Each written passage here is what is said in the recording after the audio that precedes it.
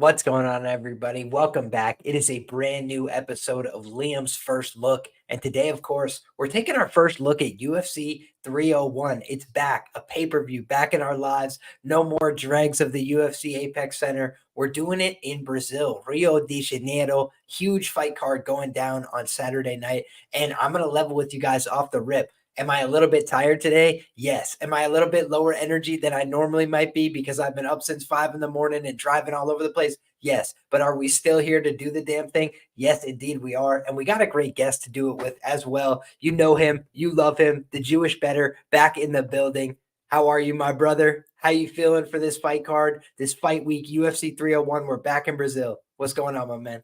Mazel tov, bro. I'm actually shockingly, I'm really excited for this card. Maybe it was because like last week's card was a little bit, I don't want to say of a stinker because it definitely wasn't. It actually panned out a little bit better than I thought it would on paper.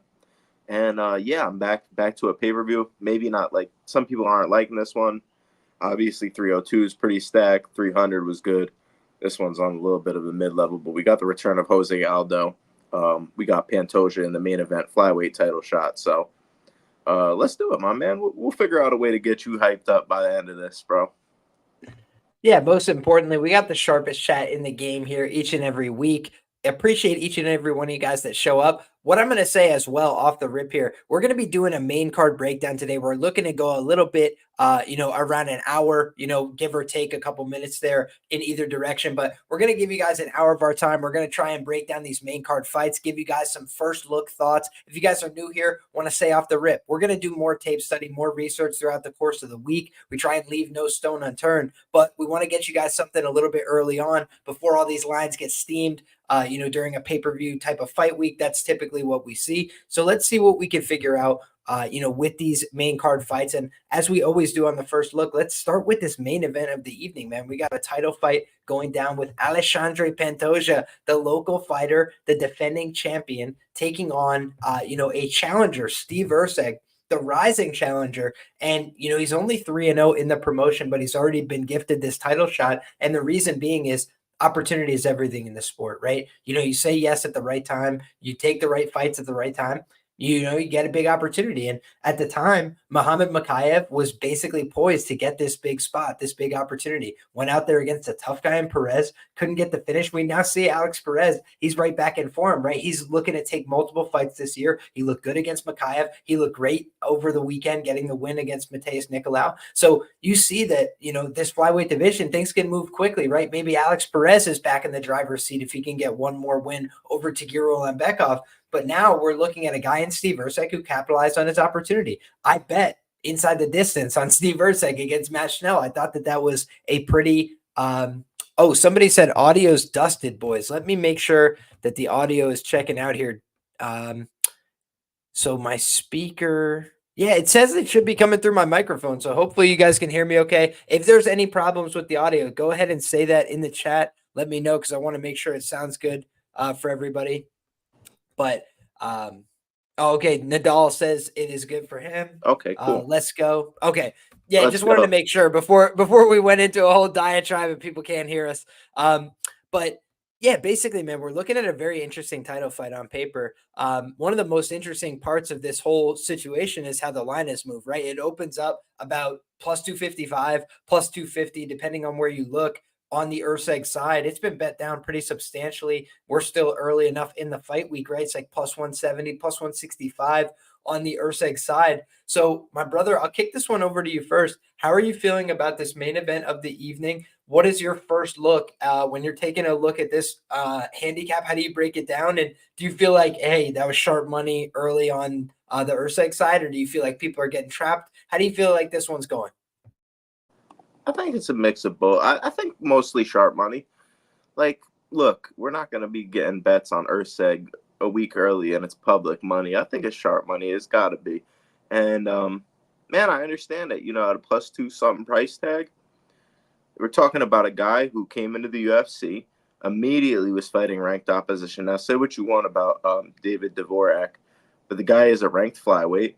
Most people coming in at any weight class aren't fighting ranked guys right away. And my boy Bogdan Guskov, there you go. Yeah, and that just goes to show you some of these weight classes are a little bit on the lower level compared to some of the other ones, right? Bantamweight, flyweight, it ain't the same. Now, that being said, he still did his thing. He still got the job done versus all the opponents he's faced so far.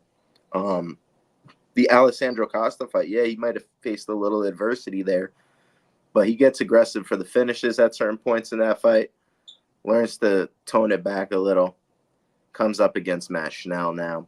And obviously, you know, we're talking about Schnell's durability. We're scared he's going to get knocked out. But Steve Erceg, actually, let's look at his career.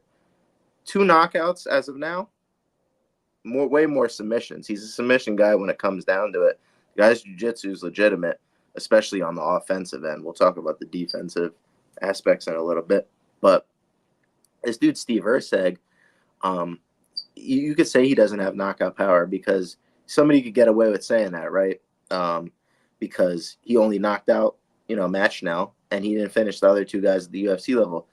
But it's actually kind of clubbing subs when he's getting these guys. He's hurting them, and then he's submitting them. Even in the Schnell fight, right away, he immediately hits Schnell with an elbow, cuts Matt Schnell open, and is damaging him.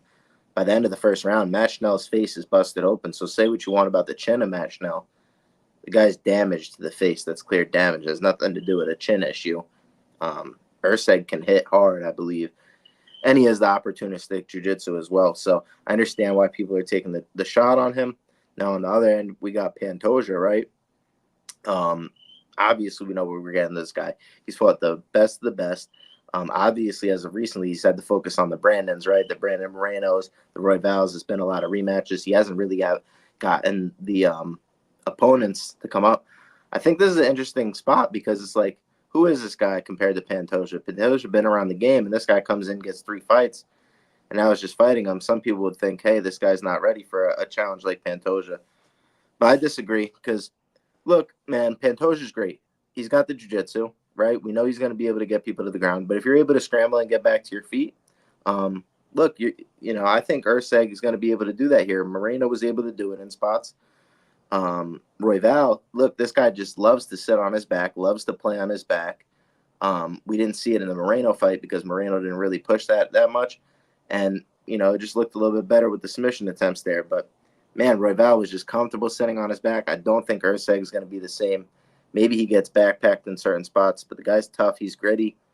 And I'm not going to count out Pantoja here, but like I said, I understand the dog price.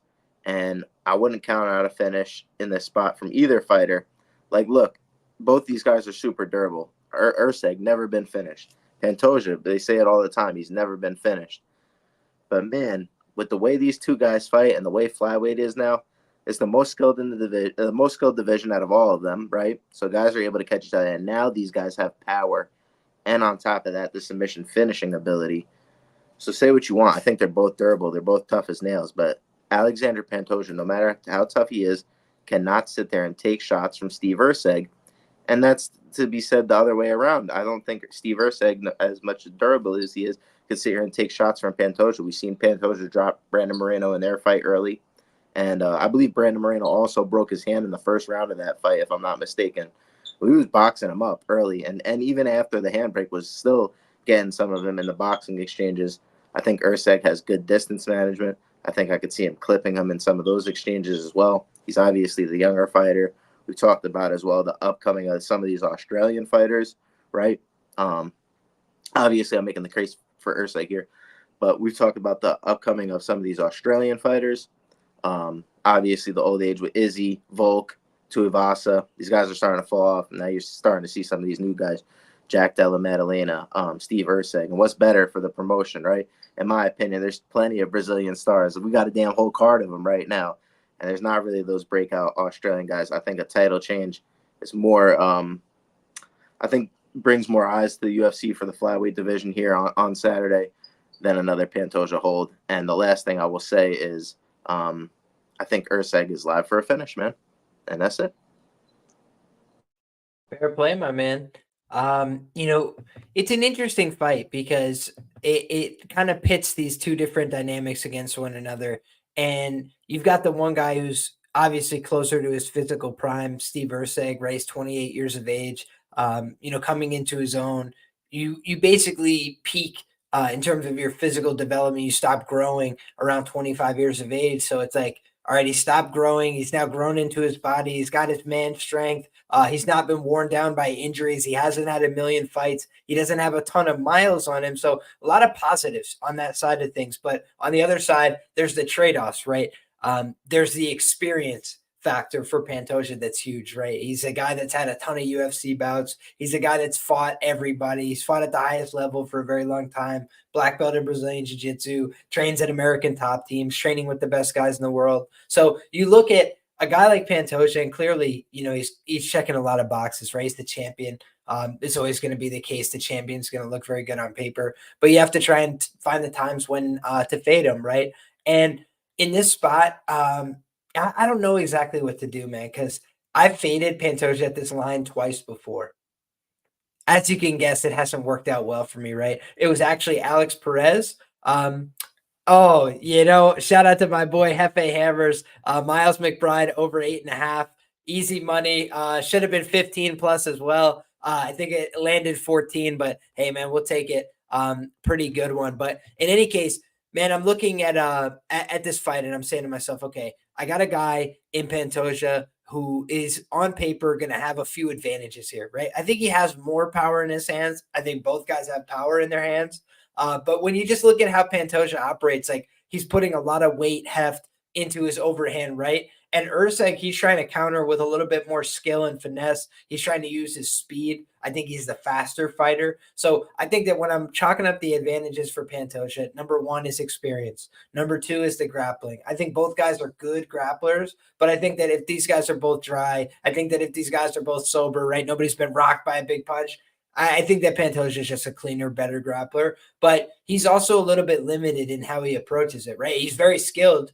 He's got a wide variety of skills, but oftentimes he's looking to scramble to the back. So you can game plan a little bit for what he's going to try and do to you.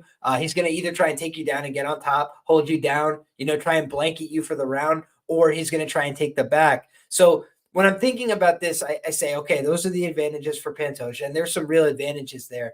But on the Erceg side, I think he is the faster guy. I think he's probably going to be more durable just on the fact that, number one, he hasn't been through those same wars. Number two, Pantoja's never been finished, but he's been through a lot of wars, and he's 34 years of age in a weight class that's not very forgiving to older fighters. So I think that the bill could come due at any point, right? The other things people never talk about, the intangibles, man. There's a lot of pressure that comes with fighting at home. I think it's a good thing for a lot of fighters. I think it brings out the best of them, right? Pressure makes diamonds. It also makes coal, right? We've seen a lot of times like fighters fold under the pressure, or fighters get out of character, right? They come out too aggressive. They come out wanting to prove a point. They come out wanting to make a statement. They get out of themselves and they get caught. And, examples that come to mind, somebody mentioned it in the chat a few times, but it's something I had brought up to people interpersonally, weeks back, which is like, what about Fabricio Verdum and Stipe Miocic, right? It's like one prime example of somebody going to Brazil, getting clipped on the chin. It's like Fabricio looked like the better fighter on paper and all these things, like everything about him looked better, but he got aggressive and he wanted to go out there and prove a point and get a knockout and put on a great show for the fans. And Stipe Miocic ran backwards in a straight line and then went, and the fight was over right there. So obviously that's heavyweight. It's a little bit of a different story, but I just think that in a fight like this, we've seen that Pantoja can look gassed sometimes in his fights. He finds a way to push through, keep going. But we've also seen that these other guys don't necessarily have the finishing instincts, the sticking power to really put him away. And I think that in this case, like Erceg, to your point, has a lot of club and subs on the record. You have to watch the tape to see that.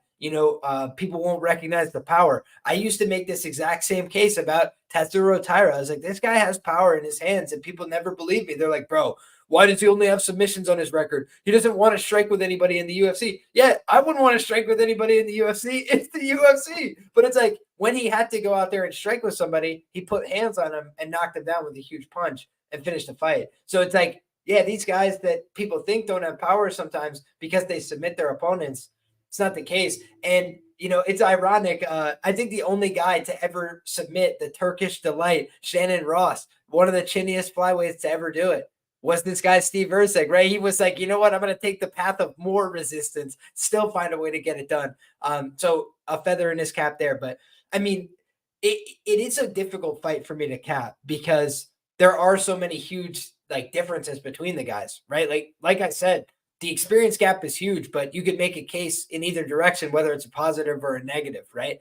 There's more tape on Pantoja to go look at and study, try and get a game plan, try and find all his tendencies, exactly what he does. Erceg's a little bit more of an unknown commodity, right? He's going to be changing constantly, fight over fight, making improvements, looking at his own tape and saying, hey, I can fix this. At 28, that's a lot more realistic than at 34, when you're already a champion. You're saying to yourself, how do I defend? How do I keep what I have going? And I think that for Pantoja, he asked for this spot, he asked for this opportunity. But I remember at that last pay-per-view and whatever, he's like with his shirt off with Ioane and Jacek, and they're like on the beach and he's smoking cigars and drinking and like having a great time celebrating being champion. It's a lifetime achievement award. The guy's been working his ass off his whole life to try and get some money and acclaim and respect. And I do wonder, what the motivation level is going to be, because I think you got a guy in Erceg who's still that hungry dog, that contender, that guy that wants to prove himself, wants to get, that rung up. And this other guy has kind of shown himself to be the best. He fought a lot of the best guys. He's been at the top, and he's 34 years of age. So I always wonder how much he's still willing to push. I think he still could, I think he can definitely do that, but you're asking a lot at minus 200. And I think the market's weird on this fight. I'll just say that off the rip. Like, for me, the market is almost suggestive of an Erceg win because of how aggressively it's moved, because of how early it's moved, and because I don't think Erceg's like a very well-known product. Knocking out Matt Schnell, with all due respect, isn't something that normally makes people go, oh my God, I got to lose my mind, and get behind this guy. I think the thing that's more impressive about Erceg is the fact that he's come in, he's beaten 3 pretty quality opponents, all a little bit different in their own right, in 3 UFC bouts consecutively, and he looks like he's getting better fight over fight.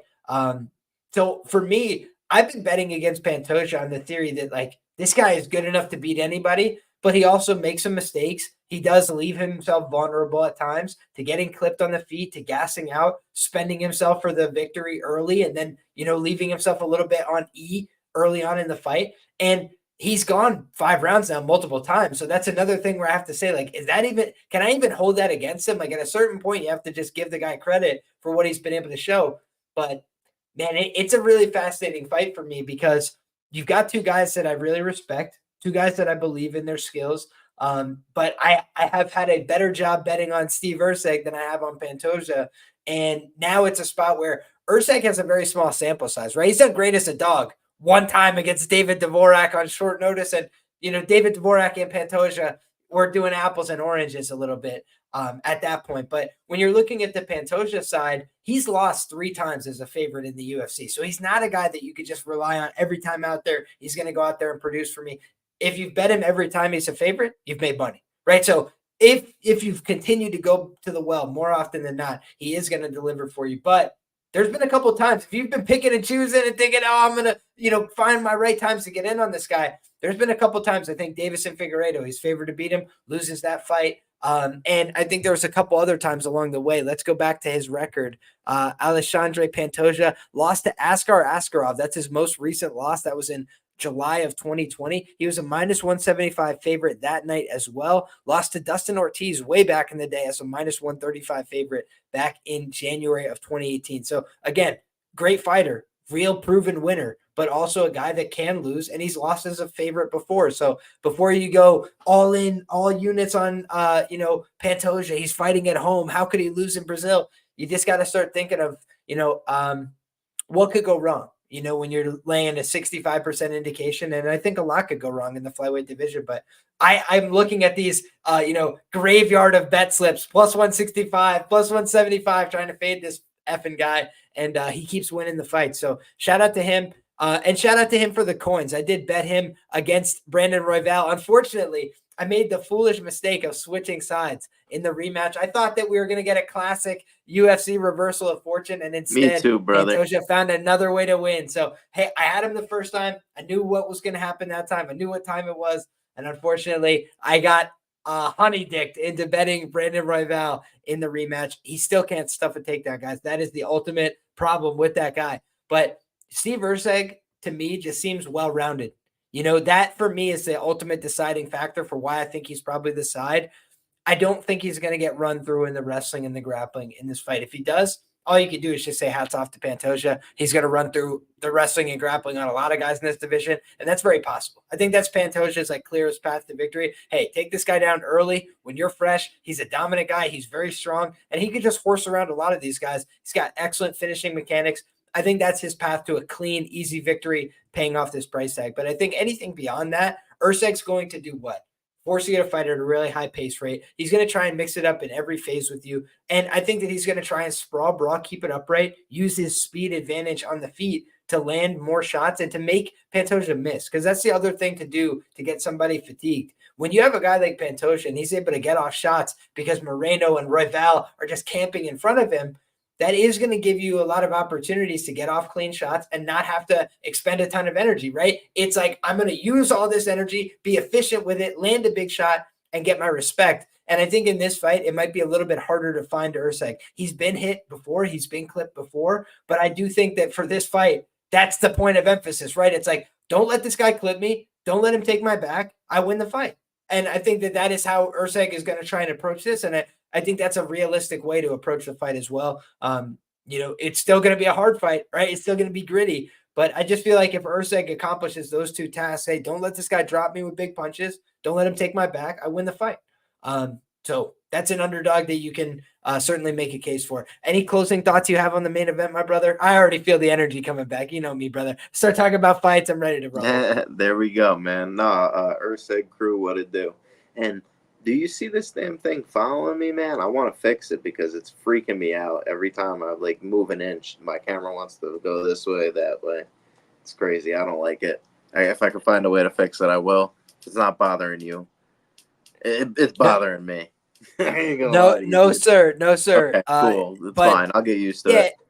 I'll check your settings whenever you get a chance. Yeah, I think it has to do with the camera. I have no clue. I can't find it, man. It's fine. But I thought it was cool at first, but the more I keep doing it, it's like moving 20 inches to the left every time I move my head an inch. It's aggressive. So I'm cool with it's aggressive. Man, I'm cool. It's got head movement like Edmund Tarverdian. Dude, it's faking me out mid fight breakdown, bro. Caught me with the feint and then the KO shot. Love it, brother. Love it.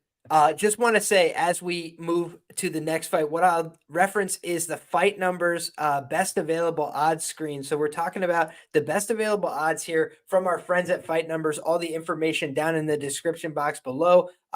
Borgata Sportsbook offering a -185 on the champion, Alexandre Pantoja. You're looking at a +170 comeback on the underdog, Steve Erceg. That's available at Superbook Sports right now in New Jersey. So shout out to the guys over at Fight Numbers for the odds board. I've been enjoying that service myself.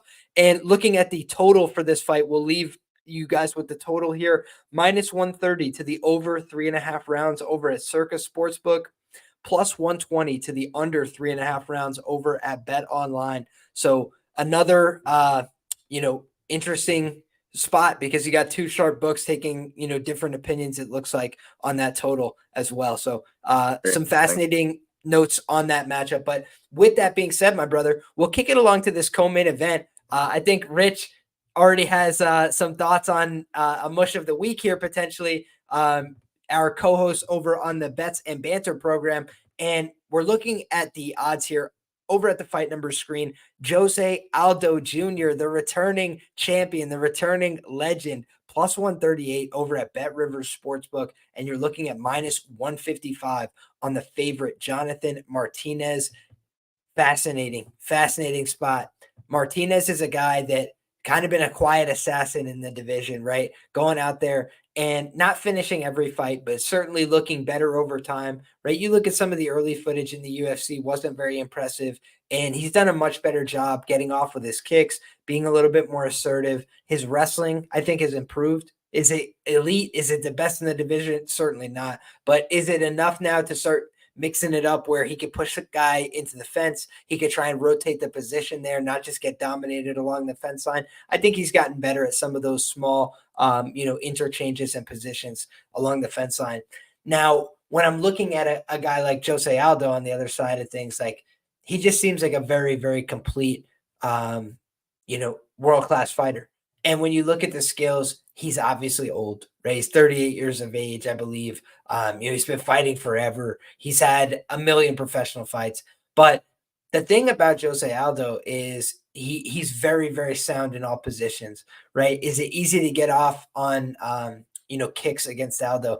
No, a lot of guys have a hard time doing that. You could mix in the low kicks, but he will throw some counters. He can get you off balance, and he can also answer with his own low kicks. The low kicks are something that he throws in some fights. He's obviously slowed down on them over the course of his career. He doesn't whip them like he did when he was a young man, but he can still throw them whenever he wants to, right? So he decides to throw them sometimes, but he's primarily transitioned as he's gotten a little bit older into a boxing-centric fighter. And the reason being is he's always had the skills with his hands, but it's a more energy efficient style. It allows him to get off with a little bit more footwork and make guys miss a little bit and just use a little bit more veteran savvy. So a lot of times Jose Aldo is great at managing damage. He does not take a ton of damage in his fights. And when he starts to take damage, he finds a way to course correct pretty quickly. The fight I would point to is the Marlon Chito Vera fight. I bet Jose Aldo that night, and I believe it was like a minus 130 some odd favorite, and he was looking very good in the first round. And by round two, you guys know Chito Vera comes out, he makes his reads in round one, and then he starts trying to get off on his offense in round two, starts getting more desperate, starts getting more aggressive, and he was landing a couple shots. There's no two ways about it, right? Chito was doing a good job in that second round. And I think that Jose Aldo, at a younger point in his career, would have tried to swing it out with him in the pocket in round three and figure out what time it was, like he did with Max Holloway. And unfortunately, sometimes when you do that, it doesn't turn out well for you, right? You end up being on the wrong end of those highlights like Justin Gaethje. But when you're looking at this fight, you got a guy in Jose Aldo that I think is capable of, landing huge shots with his boxing. He's a guy that likes to stand in and throw these combination shots where he can get off multiple levels, right? He can get off with headshots. He can get off with body shots. He can mix in his own knees. Both of these guys, it's funny. There's a lot of parallels between these two as well. You've got the two guys that both have flying knee knockouts, two guys that both have leg kicks, as like part of their dynamic arsenal. So I think there's a lot of synergy between this matchmaking. But you look at the guys that Jose Aldo has lost to over the course of his career, they're typically really high pressure guys. They're typically guys that, have elite world-class skills. Alexander Volkanovski, I remember that fight like the back of my hand. I thought Aldo kind of realized he was overmatched and in over his head and said to himself, you know what? I'm not getting knocked out in Brazil. And I don't need this shit in my life. I'm grabbing a hold of this guy. We're running against the fence. We're going to circle along a little bit here. And he kind of mitigated damage in that fight. That's honestly how I felt about it at the time, because I just thought at that point, Volk was too hungry. He was on a different level. He was a 145er, big guy. And Aldo, we've seen he can cut to 135, right? So he always had been overachieving as a guy that could have been smaller and just chose to fight at a little bit of a bigger weight class. He comes down to 135 pounds, and the boxing has continued to be there. At 145, we saw it against Renato Moicano, right? We saw that where he's able to get off on those body shots, start ripping the shots to the body, and guys start to crumble under that pressure, under that power. We saw the same thing, in the Jeremy Stevens fight, right? Whereas it's somewhat competitive when they're starting to, do the stand-up. But then as soon as he gets off on that body shot, the reaction just changes completely. And I think we've seen at times in the past, if I had to critique Jonathan Martinez, he can be a little bit susceptible to some body shots. But in addition, the fight that stands out to me is the Davey Grant fight. There's not a boxing coach alive, I don't think, that would teach you to throw one of the things that Davey Grant threw in that fight, like Davey Grant threw them in that fight.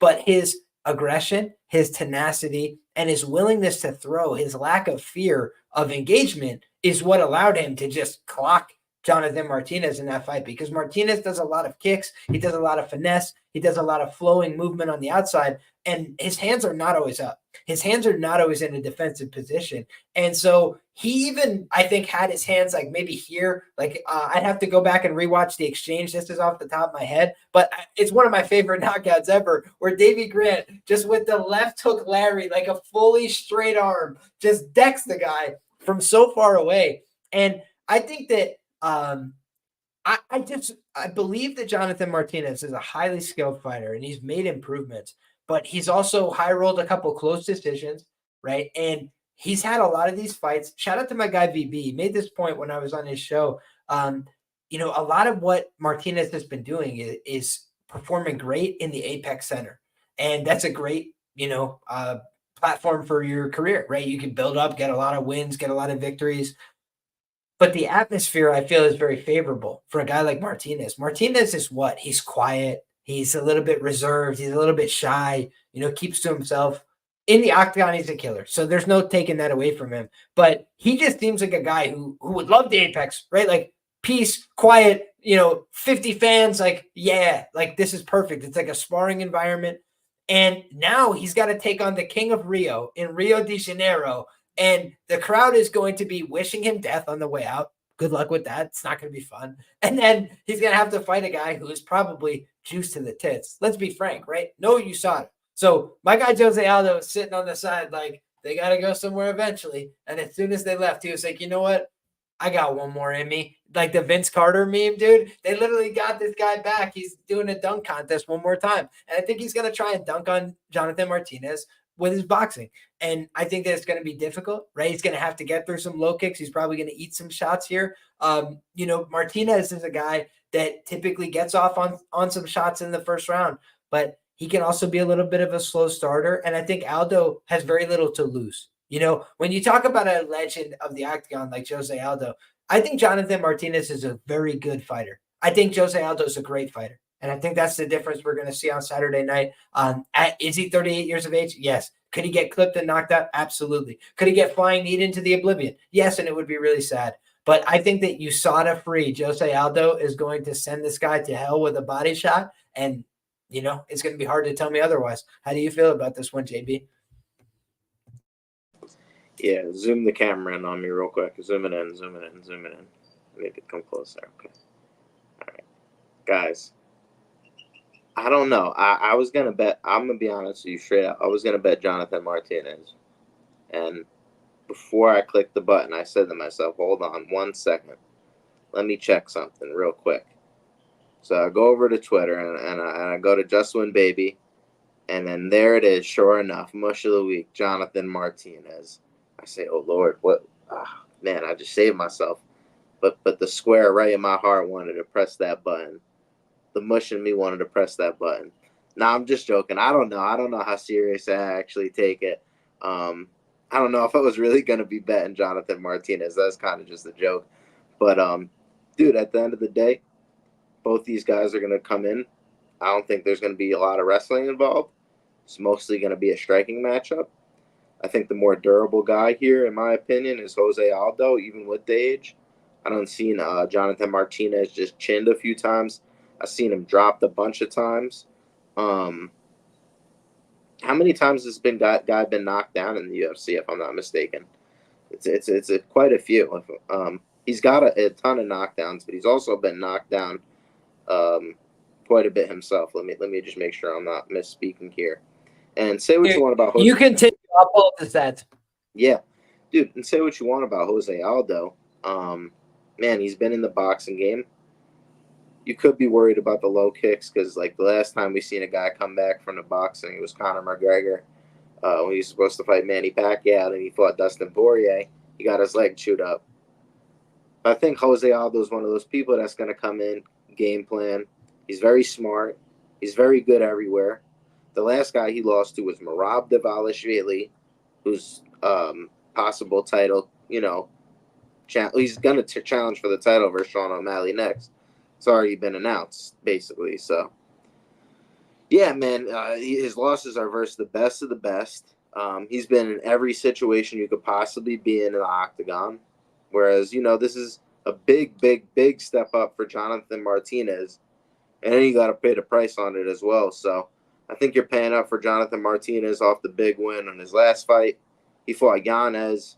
Yanez a little bit I don't want to say he's unproven in the UFC, but he's a little bit unproven in the UFC to me. The guy done lost his last 2 fights now, and I don't want to completely write the guy off shit. But he's been, he got a little bit exposed there on the lead heavy leg. Jonathan Martinez, though, man, he hits anybody with those low kicks. I think it can make anybody crumble. So Jose Aldo ain't necessarily immune to that. But how many times are you going to see guys just completely going out to the low kicks? I don't think it's going to be happening often. I think, you get caught with 1-2 good ones, and it's a problem. But a guy like Jose Aldo who knows how to check a leg kick, you check a good leg kick 1 or 2 times, and guys don't want to throw them again because they're scared, you're going to get your shin blasted off, just like, Chris Weidman, Anderson Silva. We've seen it with Uriah Hall and Chris Weidman as well. But, yeah, man, I think this is an interesting fight. I don't really have a big side on it. Like I said, I don't think there's going to be a lot of wrestling involved, so it's going to be a strict striking matchup. And I don't think, in a 3-round fight, I don't think Jose Aldo should be this much of an underdog. I haven't placed a bet on it. I'm going to be 100% transparent. I have to see where the market goes because I think that's important. I have to see where the money winds up. I think there will be public money on Aldo. I think it's almost too good to be true type ordeal. You get the King of Rio in Rio. So I think a lot of money will come in on him. But I think there's going to be a decent handle coming back on the Martinez side as well. We already seen the line get steamed early in the week. I know there's a lot of people still taking him even at this price as well. I think he's floating around like -165. And I get it, man. He's a young fighter. He's got a high IQ. His cardio is really good. But to me, it comes down to the durability. What's those stats? Did you wind up getting them? 4 official knockdowns suffered in the UFC. So he's been knocked down 4 times in how many fights? And who are these guys that are actually knocking him down? I don't think they're power punchers. Andre Sukumtath is responsible for 2 of those. That's terrible, brother. That's terrible. So that kind of tells me all I need to know. And now that we're talking about it a little bit more, maybe I'm convincing myself to a Jose Aldo play. And fight doesn't go the distance. Last thing I'll say, did take a little bit of action, the under 2.5. And we ain't got no props, man. Where are the damn props at, my dude? Because this is ridiculous. It's Tuesday. It's Wednesday. It's Wednesday. We don't have props on the co-main event, but we got props for Kevin Borjas, Dave Mason, my brother in Christ. What are you doing? What are you doing? What are you doing? He's slow to the party. Shout out to our guy Nandalal as well. Says the Souk knockdowns were both jabs. The more you know. So good call there. I also wanted to just point out, I think you made a lot of great points there, my brother. We also should just say Davey Grant did knock him out when he was a -300 favorite going into that contest. That is his only loss technically as a favorite in the UFC, but he was closely lined with Andre Ewell, and he lost that fight as well via split decision. And I'll just mention as well, he's gone to close decisions in several of his fights against lower level opposition. So like he definitely goes out there and wins a lot of these fights, but it's not like he wins every round. It's not like he's completely dominant. Dude, so to see him just getting steamed is a little surprising. Please go ahead. The Saeed fight, I had a good ticket on him there, and a lot of people, probably did lose that fight in all honesty, right? So say what you want, man. He could become that could be not a win on his record, right? And dude, I'm gonna go grab a drink real quick. Please continue. Hell yeah. So as our guy Jewish Better goes to grab a drink, we'll go to the solo shot, and I'll say thank you guys for being here. Appreciate each and every one of you guys. If you're watching along on YouTube, go ahead and drop a like on the video. Make sure that you get subscribed to the channel because we're talking fights each and every week. We've got UFC 301 content coming at you guys strong all week. So excited to talk more about the card, and we have just covered the co-main event of the evening. So it's time to talk about that featured bout. That's coming up next, and it's in the light heavyweight division. Bogdan Guskov shipped it for the Anthony Smith contingency last week. Can Anthony Smith ship it for the Anthony Smith contingency this week? this answer and more on this week's episode of Dragon Ball Z. I'm playing. But what we've got here is Anthony Smith, Lionheart, taking on an opponent who is well regarded now in Vitor Petrino, 11-0 in the promotion. And I remember that people were not very high on Vitor Petrino, at some points when he came into the UFC, right? Like, he just looks like a muscle head. Like, this guy, he looks stiff. He looks awkward. But what have we seen about Vitor Petrino that has been the defining factor? He's a hoss. He's a freak athlete. And so I learned that one go. All it took me was that go against Turkali, and I had Turkali by sub because I knew he was a better submission grappler on paper. And then what happened? He got dominated in the submission grappling largely. He had a couple of good positions, but largely was dominated. Why? Not because of a skill gap. He was the better guy on the night. Because of a physicality gap, an athleticism gap, and me and you both train, right? So sometimes there's a guy more about jiu-jitsu. You're better than this guy in terms of like knowledge. You guys have to take a jiu-jitsu test, but this guy's just like he moves so fast and you can't keep up, this kind of thing. Or somebody who's just got cardio for days. There's just these intangibles where it's like, yeah, it doesn't matter who's better at the art of, who has a better arm bar and who knows more about, katakatamis. It's like, well, who is less tired and who's moving faster and who's more dynamic and strong and just squeezing the shit out of you. Those are sometimes the answers that matter. And for Vitor Petrino, that is his, get out of jail free card. It's like, I'm a freak. You hit me really hard. I can recover better than you. You try and take me down. I get on top of you anyway because I'm a physical hoss. Like, he just has a couple cheat codes that make him really difficult to beat. Now, does that make him minus 500, from being, even money in a couple fights ago? That's where the questions come in. So we'll kick this one over to you first, my brother, because I believe I started off that last matchup. How do you feel about the featured bout of the evening? I want to just, victory lap this call on Vitor Petrino's first career submission. If you remember, bro, I said against that Prachnio fight, I was like, man, Petrino by sub, it's like 11-1. I was like, I know it sounds crazy, but I just see him being too strong, too physical. He's going to have opportunities to be on top of this guy late in the fight.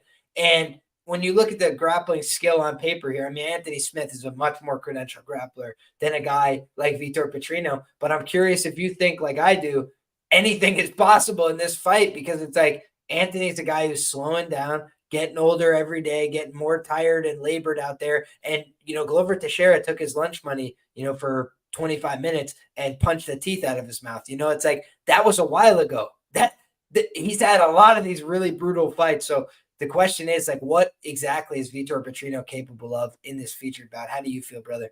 Yeah, gotta limit the mistakes, gotta, not gas, not overexpend his energy. But even then, like Vitor Petrino, we think for as big as this guy is, as physical, as much output he puts into the moves, strength he puts into the moves, he doesn't really gas like that bad, right?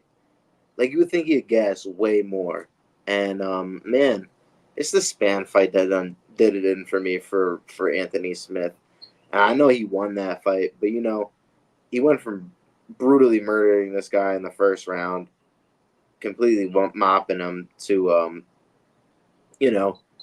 going to a close decision with Ryan Spann, where spots in that fight were just awkward, greasy, and you could even argue maybe Ryan Spann could have won that fight. It's pretty close. So when you're going 15 minutes with Ryan Spann, that's not a great look. I would argue Ryan Spann did win that fight, honestly. And yeah. I am like the biggest Ryan Spann hater potentially on YouTube. We just cashed him against with love and respect. With love and respect. But, wait, how is Anthony Smith fighting 2 weeks in a row, bro? You know what? They've just cloned this guy so they can make more of him. Where he's gonna go out there, he's gonna call out Pereira. They're gonna do the whole bit. Dude, I can't believe that. Yeah, honestly, man, I think this is one of the favorites where I actually kind of, maybe I don't want to say agree with the price, but I don't think it's that far off, bro. Like, I don't think it's that far off. And what would I line Vitor Petrino here? Probably minus 250. I think he's durable. I think he's more powerful. And I think if Anthony Smith hits him, he's probably going to eat it, give something back. I think he's going to be able to avoid any actual, like, I don't see Anthony Smith taking him down. So what happens there, It's probably going to be a stand-up fight. Is he actually going to, be able to eat the power of Petrino? I don't think so, dude. Even though Petrino has been to the distance quite a few times now, said use some of the grappling in some of the certain fights. I think we get it. I think we eventually see the chin of Smith go. That last knockout was another big, brutal one as well. So how much could that be taken into effect? It was hard to see that one as well. Whereas back in the day, Anthony Smith wasn't really going out like that. Now we've seen him actually go out. We know Petrino's good on the mat as well. So I think he avoids the submission attempts from Smith. Maybe you want to put a little hedge on Smith by like submission, Smith by decision, but I don't really see it, man. I'm gonna go with the favorite here. No bet though, for sure. And like honestly, I don't really see how you could even bet this fight because it could even go to a decision where Petrino gets on top at certain points. Smith's able to take the shots, but I eventually see him landing a shot. I think it's Petrino probably like by round 2 knockout. Yeah, I'm going to start with a bet I think is interesting, right? Because it is a betting show. We talk about bets. We talk about fight analysis as well. But, fuck it. We'll give you guys some betting analysis. I think the ends by sub is really interesting in this fight. And I'm going to lead with that. And the reason I say that is, number one, I don't think people are going to go that way. I don't think people are going to expect that. I don't think that's going to be the way they think about this fight. But I'll give you my case for why. Vitor Petrino had some power on the feet, right? But Modestas Bukauskas, let's just be fair. That's a guy you can knock out on the feet. If you're a guy built like Vitor Petrino, they were having a blood and guts war a little bit. Like Vitor obviously looked like he hit harder, but they were both trading shots. The difference was one guy is built like an insane, physical hoss, and the other guy's built like just a normal solid athlete, right? And he was also surgically repaired in the knee. He had a couple of different problems. Khalil Roundtree literally like kicked the leg out from underneath him in the octagon. So you've seen that like this is a violent division in the light heavyweight division. And Anthony Smith is a former middleweight, guys. He's a guy that fought at 185 and he had modicums of success there. But, I think what happened when he moved up to 205 is he realized, man, most 205ers stink. They're terrible. They don't know how to grapple. They can't wrestle. They can't do anything well. And so he went out there and exploited that. He got a title shot in the division. He stuck around in the top 5 and the top 10. But has Anthony Smith ever done anything that's blown you away from a technical standpoint? I mean, for me, the answer is no. What I will say is his striking looked very good against Ryan Spann for about 5 minutes. And I think part of that is Ryan Spann is not very good at fighting, which I did make the case about that last week on the show as well. But when you're looking at and again, it's not to say that he's not good at any one individual discipline. I've made the case. He's a good striker. He's a good grappler. He's a good wrestler. He just can't fight. Just the fighting part is the thing he can't figure out. It's everything else he's good at. The component pieces he can do. He just can't fight when it comes down to the fight night and putting all the pieces together. And for Anthony Smith, he's a guy that he's got a lot of skills, right? Like he can strike on the feet. That's obvious. He went out there against Glover Teixeira, lit him up like a Christmas tree for about 4 minutes, and then died the quickest death I've ever seen in terms of a cardio death, just throwing too much, didn't pace himself, didn't have any kind of plan. So he threw the kitchen sink at the guy and then was just exhausted and got taken down and beaten up. And he paid the price for that. He's had a lot of those fights where it's like, man, Anthony just got shellacked. Anthony just got beat up. Man, his leg just got kicked off of him. The Ankalaev fight, brutal fight, just getting his leg like beaten up. The Jim Crute fight, it's like he's still getting out wrestled even though he's kicking this guy's leg off. Like you just see that there's all these flaws underlying his game. Most of the fights that he won that were like important contender fights, he outlasted a guy who was a little bit older than him, and then he submitted him late. Like you think about the Gustafsson fight. Was that on a run where Gustafsson was looking particularly impressive and serious and motivated and like any other positive adjective you want to throw out there? No, I would say is the answer. So Vitor Petrino is not minus 500 proven, but I think that the problem for Anthony in this fight is going to be that Vitor can move him around and do what he wants. And if this fight gets on the ground in a weird exchange, the way that Vitor Petrino loses this fight and gets memed, in my view, the way that prospects typically get checked is a submission. And Anthony Smith has triangle choked a number of guys. He's rear naked choked a number of guys. That's honestly been his calling card. He's not a very prolific knockout artist throughout his career. So I think that for Anthony, that's the path. It's like, if I want to win this fight, I can't be striking with this guy for the full 15 minutes. And the reason I say that is just because I think Anthony could win the first 5 minutes. I'll just say that. Like, when you look at Vitor Petrino, I do think he's a little stiff and a little bit green and a little bit rigid. But I also think that when you look at how he lands, he's going to land with more impact. He's going to be able to take the shots a little bit better. But let's not forget, Adolfo Bellato did hit him, hurt him, kind of put him on skates a little bit in their rematch on Contender Series. But what happened? He instantly recovers and then kills Bellato, who's not a bad fighter, right? Who made it to the UFC on his own merits as well. So that's what makes this a compelling fight for me. It's like, I think Petrino hasn't really put together a great resume yet in the UFC, but I think they kind of gave him the right manageable step up in competition. And I don't think he's going to sub Anthony Smith if they're both sober. But I think if he beats the piss out of Anthony Smith and then makes him tired, he could submit him in this spot just with a head and arm choke or something physical, a rear naked choke from double hips in, something like that. Like just like brutal stuff. Nothing technical about it. Like a face crank, from being just standing behind him in like a turtle position or something. Like that's the way I see it. Just all muscle, all physicality. But I could just see a path to both guys winning by sub. So if it was a nice price, that would be something I'd be interested in. Because again, like Anthony Smith, that for me is his path to a finish here. I think he could potentially clip Petrino, but I think that's pretty low percentage. Maybe a low kick TKO. Anthony is pretty aggressive with the low kicks. Maybe Petrino, who's a little bit more green, doesn't see it coming, just gets blasted with the calf kicks. But I just don't really believe in where Anthony Smith's at. I think, he's got other gigs outside the octagon, right? It's kind of like a fallback plan. And I just think you're halfway out there. The guys are chanting, "You're going to die." You're fighting Vitor Petrino. You look across, the guy looks like an action figure. You're like, maybe I don't need to do this shit anymore in my life. And, I always think, anytime it could be the retirement fight of Anthony Smith, who's been out there for a long time. They already have his replacement, right? Bogdan Guskov is the new Anthony Smith. He's out there doing the same damn thing. He completed the trifecta for the fighting Anthony Smiths. So I think that, fading Ryan Spann has been a national pastime for me. That's why I was able to get to Anthony Smith inside the distance against Ryan Spann, bro. The only time I think I've ever bet on Anthony Smith ITD. But this is just a fight where I don't really believe in Anthony. I think he would need to catch, kind of meme-like sub to win this fight. But I will just point out the last note I have is like, we did see his back get taken by fucking Turkali, who went 0-4 in the UFC and got cut. So it's like, if you're telling me Anthony Smith is 0% to win the fight by sub, I'm like, that I can't get on board with. I do think he's got a chance, but it's probably a small one. So do you have any closing thoughts on that one, my brother, or should we move to the next one? No, man, I probably ain't gonna go the distance, right? Everybody's gonna think it's gonna be a KO. So the end sub is an interesting look, man. And I don't think Petrino's the most technical guy. So no, not really much more for me to say there.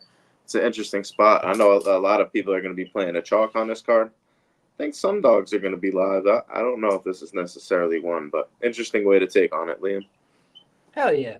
We'll bookend this fight with the odds, right? So we're back with our friends over at Fight Numbers. If you're looking to get involved, go ahead and use my promo code Liam. They will hook you up with a 50% off discount. But with that being said, plus 425, the comeback on Anthony Smith over at Superbook Sports. You're looking at minus 500 on BetMGM for Vitor Petrino. The over-under set at 1.5 rounds here, minus 170 at Circa Sportsbook to the over, plus 162 over at FanDuel to the under 1.5 rounds.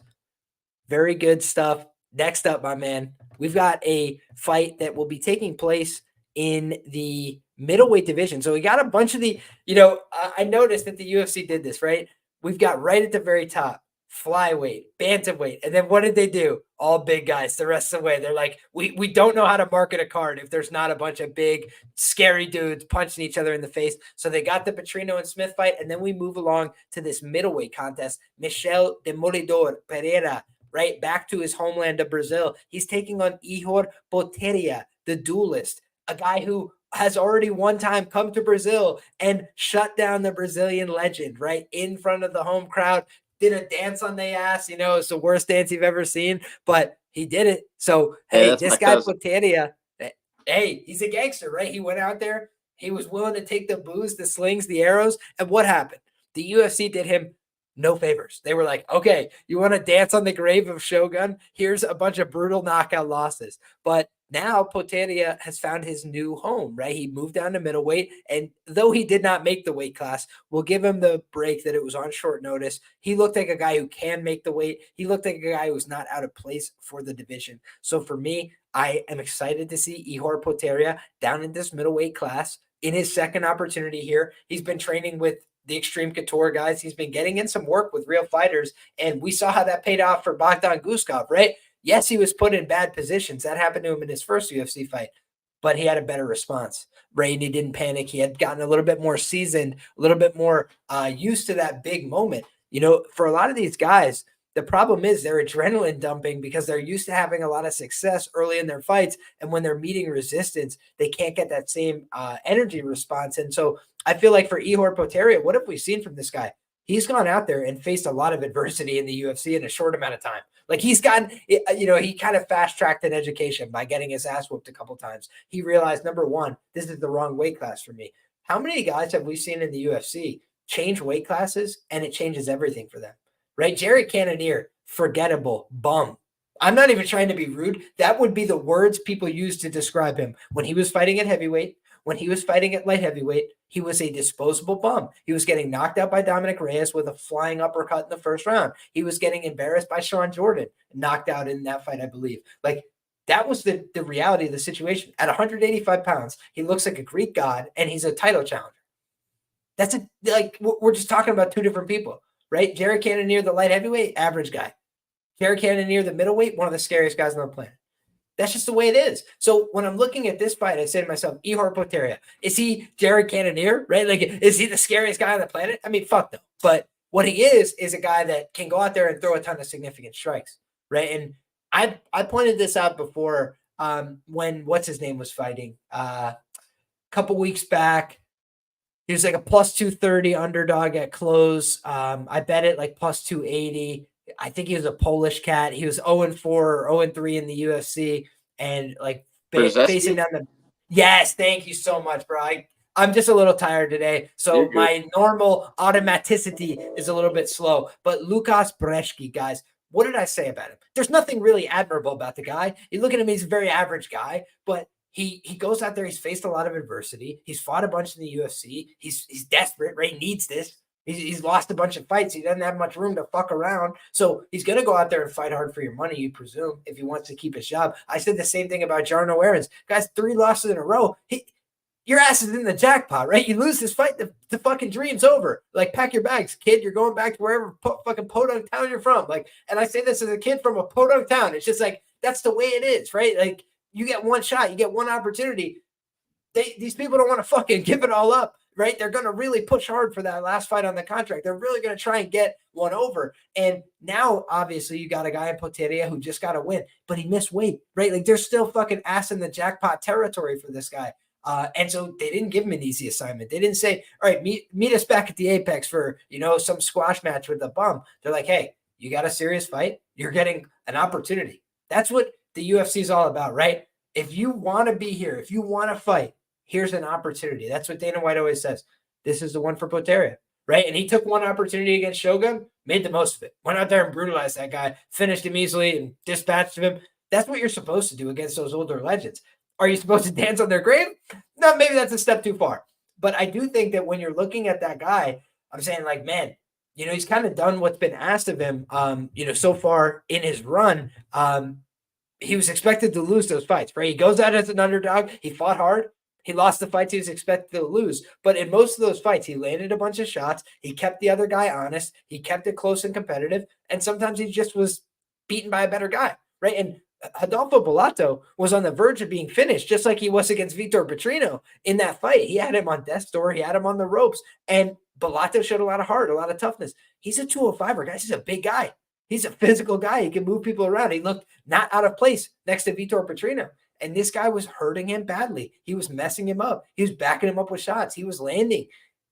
Is this guy Potieria just incompetent and inept and totally unskilled? I don't believe that. I think he can fight. I think he can move. I think he can strike. His grappling was proficient on his regional scene. he found out that that's not real when he got to the UFC level. So now he's like, okay, I got to work on that aspect of my game. I got to work on keeping the fight upright in my domain where I feel more comfortable, where I can go, a lot of strikes going fast. He's got length. He's got attributes that he can make work for him in this division, I feel. So I'm looking at a guy in Potieria who I do think could be slept on coming into this fight, plain and simple. So that's my thoughts off the rip. Now, on the other side here, Michel Demoledor Pereira, let me kick myself in the ass for being an idiot while I also pat myself on the back for being smart. I said that the easiest bet to conceptualize when Michel Pereira was fighting last was Pereira by sub. And the reason I said that was because when you look at a guy like Alexandre, he's a complete zero on the mat. And that's no disrespect. I believe he's a purple belt in Brazilian Jiu-Jitsu, but we're talking about the UFC, right? We're not talking about a local fucking Naga. We're talking about the UFC. This guy is in the UFC fighting world-class guys, and his ground game is simply poor in relation, right? He's just not on the same level as most of the guys he's fighting. And on top of that, his training camp for that fight was basically like, fuck it, I'm going to show up. Okay, that's not going to net you very good results in the UFC, right? It's like, I didn't have a camp. I didn't have a team. I didn't have training partners that I could trust and get great work in. It's like the guy didn't set himself up for success. So I was like, Pereira is a known fucking meme machine, right? In terms of going out there, making boneheaded decisions, doing stupid things. He's toned that down recently, and hats off to him. But you look at the guys he's been fighting, he's had a pretty reasonable run of opposition. I thought the UFC tried to set him up for success with that Wonder Boy fight. And then what did he do? He blew it like an idiot, right? He goes out there, misses weight for a winnable opportunity. Then he gets forced to move up to 185 pounds. So he looked great against Michal Alexandre. But the truth is, Michal Alexandre is a guy who's, he is a former light heavyweight, but he's still somehow undersized at middleweight, right? He comes down to middleweight. He doesn't have a big frame for the division. He doesn't have these attributes that jump out at you. It's like, man, look how big Alexandre looks in there. He looks kind of like a guy who's a little bit skinny fat and could maybe even make 170. And maybe I'm wrong about that, but it's just like, that's the impression it gave. Look at Michel Pereira. He looked like he was fucking 2x his size. And this guy did used to make 170. So it's like, for me, that's kind of hard to wrap your head around, right? In this fight, is he going to be fucking 2x the size of Ihor Potieria? No. Potieria is a big guy, and he's another guy who's a former light heavyweight. So that's another thing that just stands out to me is like, why would a guy who's built like Michel Pereira go down to 170 pounds? He wants to be bigger. He wants to be strong. He wants to be the Haas. He wants to be the, oh, look at me, I'm so strong. And he does the running jump kick off the cage. He likes to be a bully. I don't think he likes to meet resistance, right? I don't think he likes to be in difficult fights where the other guy's pushing back on him. And I think that could be what he experiences here. I think he could also outclass this guy. That's very possible. He's had a lot of experience. He's been around for a long time. He's fought high-level guys in the UFC as well. But one of these guys lost to a 145-pounder in the UFC, and one of these guys lost to a couple of light heavyweights via knockout. That's kind of the way it goes at light heavyweight. Whereas losing to 145-pounders because you cardio gas yourself dancing on the way to the ring is like up there with some of the dumbest things we've ever seen inside the octagon, like blowing fights like that. I mean, Tristan Connolly, did he ever win another UFC fight? I'm not trying to be disrespectful. I don't know, but I can't think of one. And I could think of ones that he lost soundly really badly to other guys his own size. So it's just like, for me, that combined with the knockout loss against Dusko Todorovic back in the day at middleweight, all just kind of lead me to believe like Michel Pereira is a fine fighter, but is he like a world champion or something like that? No, I thought he was being positioned really well against Wonder Boy to have a title shot or a great opportunity, but he needs the right matchmaking. He needs the right spots, because I do think right now, the perception, the stock is at an all-time high, but I said what was going to happen in the last fight because it's Alexandre, not because it's Michel Pereira. Right? Like Michel Pereira basically punched the guy once and he was like, take my neck and get me out of here. So again, I'm not trying to disrespect anybody. I'm just trying to be objective and call it the way I see it. I think that Michel Pereira is a fine fighter. The idea of him being minus 600 in a UFC fight is almost shocking to me, but it's the way I feel about it. Please give me your thoughts, brother. Has he ever been minus 600? Has he ever been that big of a favorite? When was the last time he was that big of a favorite, man? I doubt it's ever happened, but if it did happen, it was probably against Tristan Connolly. Oh, wow. Shocker. The one time he freaking death gassed and lost in the UFC, this guy was that big of a favorite. The only That was time minus 435, as a matter minus of fact. 435 against Tristan Connolly, a 145 on short notice. Now he's coming up against a guy in Ihor Pereira who looked pretty fucking good in his last fight, pardon my language, but pretty darn good in his last fight. Cardio looked a little bit better. I mean, that's what happens when you got to take the weight cut a little bit serious. And he was on short notice in his last fight as well, if I'm not mistaken, against Bercek. That's how you say the guy's name, Bercek. And yes, he was. People want to say, okay, Bercek's not good, brother. Regardless if he's great or not, the guy had definite power. And on top of that, legitimate wrestling. And on top of that, it doesn't really have to do with Bercek. Poteria's cardio just looked better, right? And that's how he's been losing all of these UFC fights, is he's death gassing. So if that's kind of out of the window, right? It could be there was multiple breaks in that fight. Could be whatever you want to say, but yeah, his cardio just flat out looked better to me. His grappling is somewhat checked out. I don't think Pereira is going to be a guy that's going to kind of shoot takedowns multiple times. He's mostly going to strike. And I don't know, man. Is he past being in Brazil this time? Huge crowd. Is he past pulling out another dumb stunt? Like, I can't put it past this guy. Even though it's been a long time since we've seen it, I can't put it past this guy.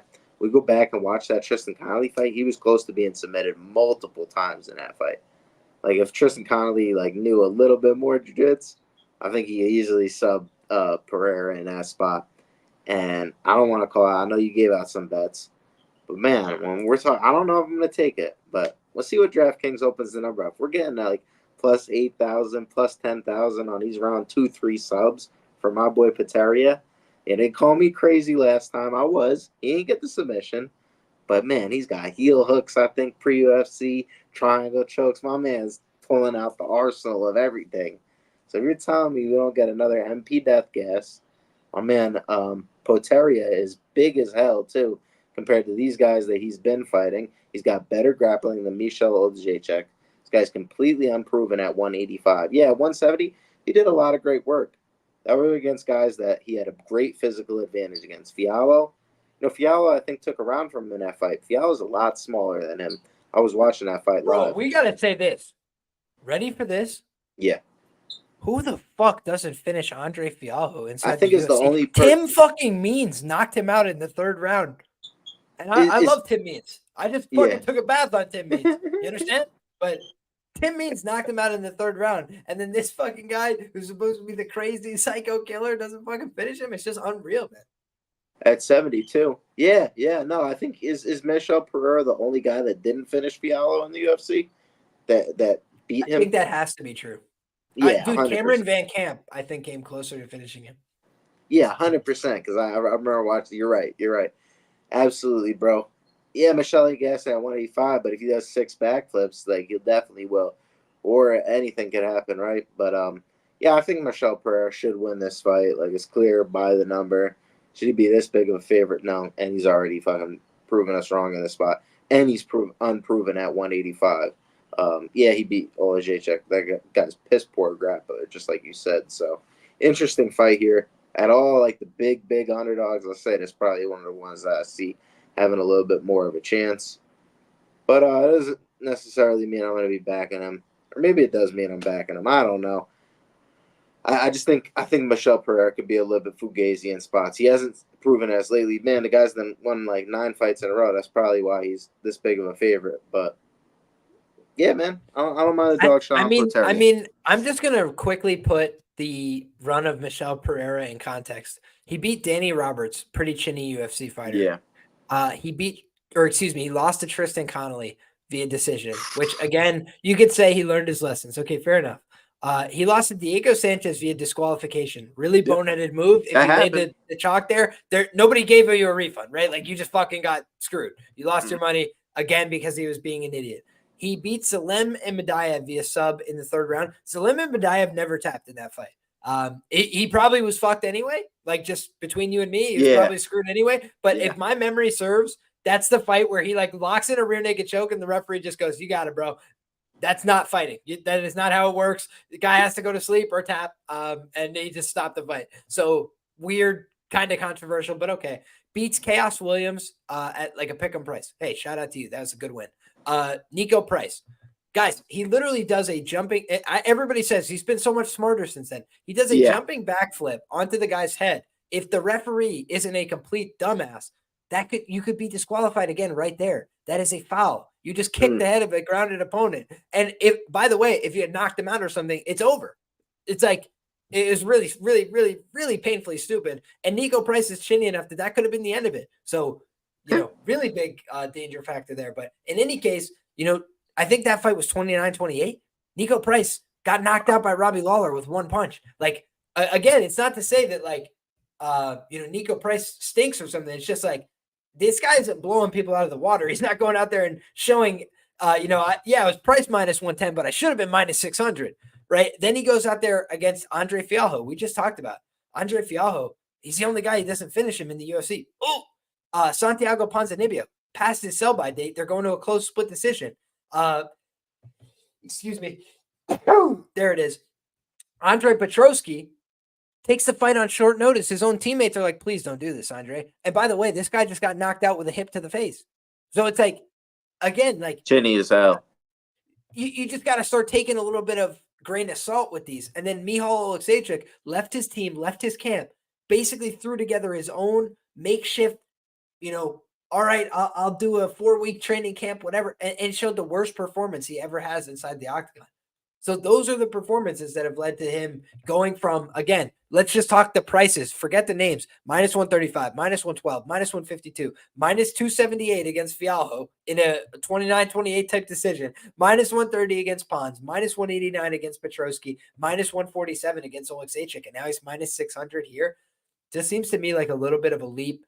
Obviously, it's a setup spot, but is it kind of crazy to me? Like, bro, why is Michel Pereira fighting so far back, like in the rankings, right? It's kind of weird. Like, shouldn't he? I get it. He missed the weight. He's back at 85, but he fought Michel Oleksiejczyk. Now he's going back to fight Ihor Potieria. Like, he's not getting that step up, and maybe that's because of the Wonder Boy weight miss, man. Like, I know you talked about Potieria and all that stuff, but man, I don't know if the UFC liked that one either. Yeah, and the other thing I'll mention here, the last thing I'll mention, neither one of these guys is like a complete zero. So one thing I note is a lot of times if they have a squash match, something like that, where they're just trying to build up one fighter, they'll take a fighter who's a complete nothing burger. They've got 5,000 followers on social media. They just got signed to the company this week. They got a 2-fight deal or something, these kind of anonymous fighters. Wilson. Yeah, except they've kept that guy around for X amount of fights. But like the guy, think about the freaking guy who fought Parker Porter, who I forget his name. But like the guys who get signed for literally like one fight and all these things, like they're literally like, yeah, exactly. They're like, fake it till you make it type guys, man. Now, shout out to Paul in the chat, says Michel will win easily because it's in Brazil for promotion and the fans. Yeah, I mean, I think he makes some fair points, but again, it's like he's on a nice win streak against two. You got to ask that question. And the final closing statement that I was going to make there is like, okay, you got all these other guys who are like, zeros, right? 5,000 followers. Nobody's ever heard of them. Get signed for one fight. This guy Potieria, they've kept him around. I believe they re-signed him for a second contract. And then on top of that, he's got 100,000 followers in his own right. He's not a complete zero that nobody's ever heard of. He's got his own fan base. And I just think that it's a fun, competitive fight. And I don't agree with the pricing. So we'll leave it there. But my man, we got a middleweight bout to round out the main card. I couldn't tell which weight class this was because both these guys have competed at multiple weights. Caio Borralho has certainly made a home for himself in this middleweight division, but he's fought at light heavyweight before in the past, and Paul Craig has made his bones in the light heavyweight division, but he's now moved down to the middleweight division for a new lease on life, a new opportunity in the fight game. And unfortunately for Paul, it has not gone the way he anticipated. He came down to the weight class, got a win over Andre Muniz Sergipano, another very quality black belt. Great win on his resume. And then meanwhile, he lost to Brendan Allen in a dominant display from Brendan all in. Allen was able to rear naked choke him in the third round. So on the one hand, his jiu-jitsu, his striking, it all held up against Sergipano, Andre Muniz, but then it all fell apart against Brendan Allen. So now he's back on the proving ground inside the octagon. He's got a 9-7-1 record inside the UFC, taking on Caio Borralho, a guy who has been a bit of a money maker for me. He's 5-0 inside the promotion, looking for his sixth straight win. He beat Abus Magomedov. He beat Michel Oleksiejczuk via finish. He beat Makhmud Muradov, Armin Petrosian, Gadzi Omar Gadziev. He's beaten a quality list of opponents, but back in the light heavyweight division, he beat Jesse Murray on the Contender Series. He beat Aaron Jeffrey as well on the Contender Series. So, man, this is a guy that I think a lot of people have taken note of, Caio Borralho. He's a guy that does interesting shows as well, podcasts. He talks about fighting. He talks about, the techniques and the breakdowns. He's given some pretty savvy breakdowns in the past. So I think he's got a really analytical mind, of course, coming out of Team Fighting Nerds. So Fighting Nerds has been, growing as a team. They've been getting a lot of great success within the promotion. And I think it's a really quality group to affiliate yourself with if you're Caio Borralho, a young guy on the rise. As for Paul Craig, he's putting in the right work, trying to improve his striking, trying to improve his stand-up game, but he is 36 years of age in this spot. He's 5 years older than his opponent here, Caio Borralho. And both these guys are similar in terms of their size. So for me, this is a fight where I think it's probably going to have to, it's probably going to end in a finish more often than not. Because Borralho is a guy that likes to fight to decision. He's more than comfortable doing that. But Paul Craig is a killer be killed style fighter. He's been submitted. He's been knocked out before, but he can knock people out. He can submit them as well. He can break your arm. So, man, it's a fantastic fight. It feels like a very violent fight to me. My guy, Jewish Better, I know that camera is off. Are you there, my brother? What do you got on this fight, brother? Are you there? Are you there? What did John Jones say? I don't want to say it on camera. Or was it DC that said it there? I'm pretty sure John Jones.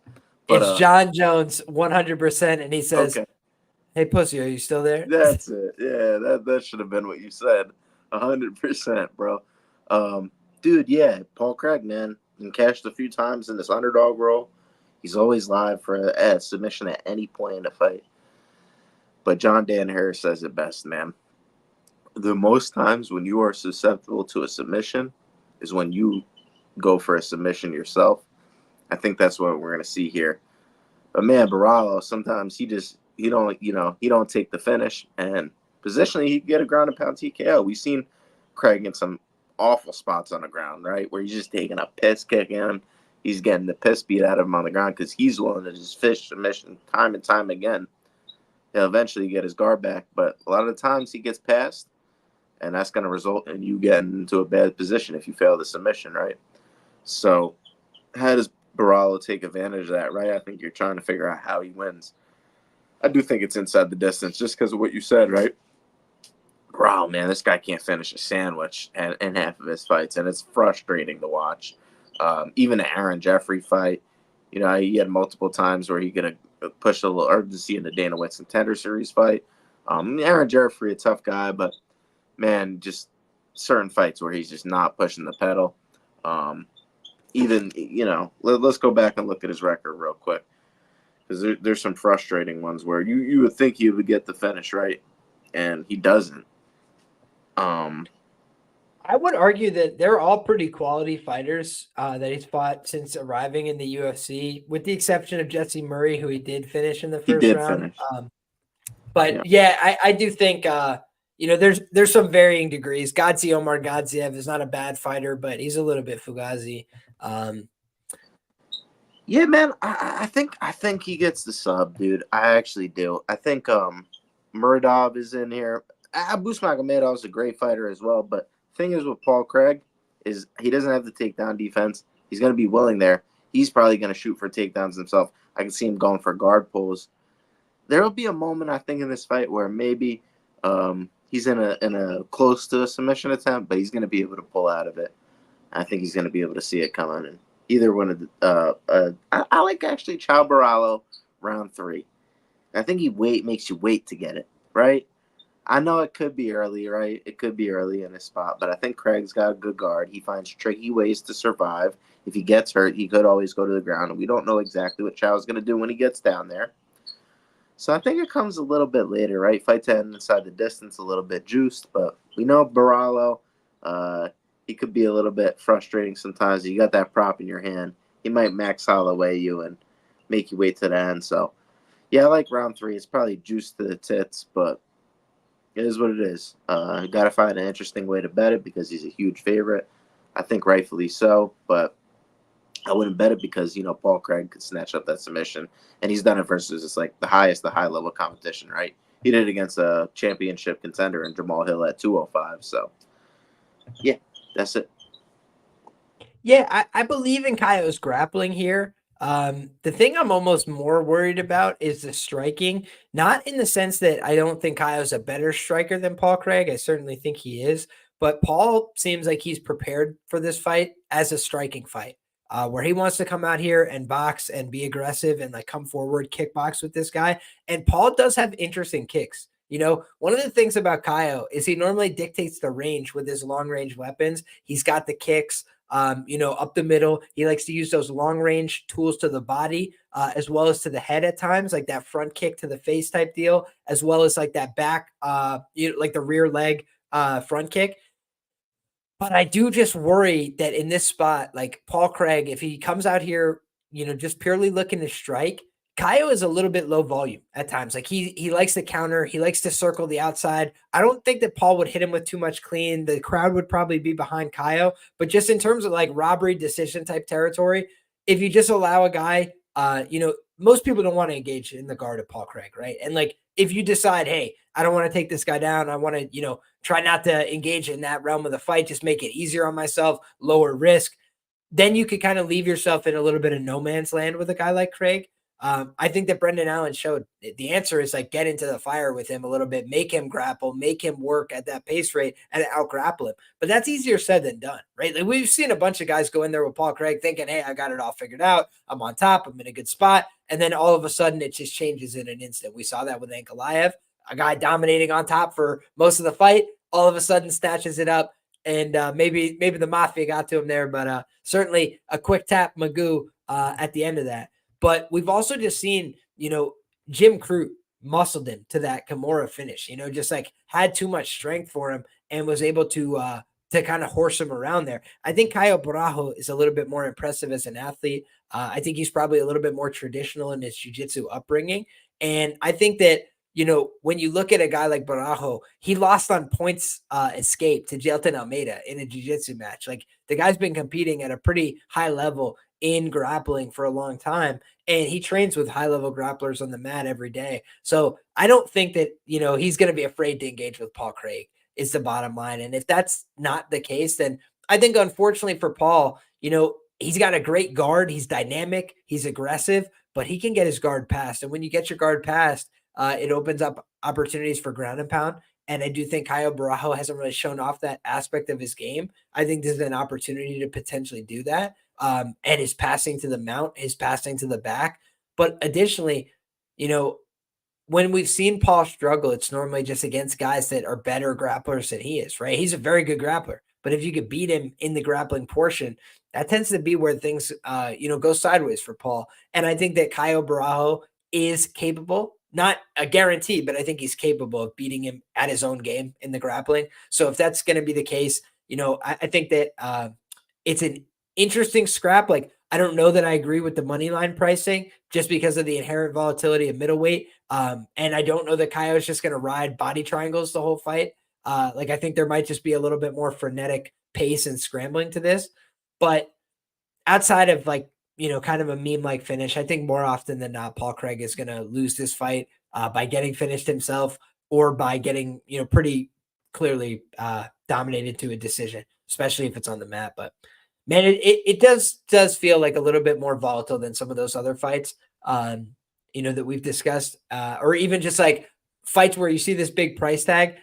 A lot of guys are not as dangerous as Paul Craig, right? Like they don't have like a way to finish a fight against anybody. And Paul kind of does have that, he's tricky. So fun fight, man. Yeah, I think there's some value on the dogs. That's what I'm gonna say, man. I think there's some value on the dogs on the main card. I don't necessarily know if they're all gonna win, so I don't want to get trapped into playing all of them. But pick your spots wisely, and maybe there's some props you could take on them fights. I like violence too. Maybe some fights not to go the distance, and yeah, it's fun talking with you. I feel like I got a little bit smarter on the card just in that little chat we had. Hell yeah, brother. And I hope that everybody else feels the same way, because it's always been a pleasure coming to you guys with our takes, with our opinions, with our thoughts. And this is our first look. So later on in the week, I know that my guy, Jewish Better, he's going to be doing some of his own content. You guys can find him everywhere. What is it? MMA Line Mover on X, right? So at MMA Line Mover, make sure you go check him out on there. Constantly posting some good information. Myself, you can find me everywhere at LiamPicksFights, talking about the fights, talking about the UFC, talking about the world of combat sports, wrestling, everything beyond, jiu-jitsu, just trying to have a great time of it the whole way. I appreciate these conversations. We always say sharpest chat in the game. You guys have been on fire tonight. A lot of people, familiar names. We got Paul, SD Crusader. We got our guy, MMA Line Mover, double time, and Yes Hayam, Tanner Austin, Danny P, UFC. Just want to shout out some of the people that are constantly rocking with us. Glenbot, Moy's Audio, Just Win Baby, the co-host as well on Bets and Banter on Thursdays. So shout out to everybody, JR, Nandalaw, a lot of the people that constantly comment. We appreciate you guys. We appreciate the feedback. If you guys have more that you want to say, more that you want to get off your chest about this card, go ahead and drop that in the comments down below for UFC 301. Also, just understand, guys, I'm going to be back to you guys with a little bit of a prelim breakdown for tomorrow. We're going to be back on Thursday with Bets and Banter. I'm going to be doing another surprise appearance on somebody's show this week, a show that I've never done before, so something to look forward to. Somebody that I've never had the pleasure of breaking down fights with. So, man, I'm just fired up. A lot of great content to come this week for UFC 301. So stay tuned for it all. We got more great stuff coming. If you're not already subscribed to the channel, get subscribed to the channel. Drop a like on this video. And my guy, Jewish Better, anything else you got to say to the people? Let them know where they can find you, and anything you got to get off your chest. Nah, thank you for having me, man. Have been doing a little watch along with the fellas on the pub sports on Saturday for the fights. That's always a little bit fun. So if you want some live action, or you just want to see the Jewish Better's face a little bit more, I think that's a good spot for you. And then just follow me, like you said, on Twitter as well.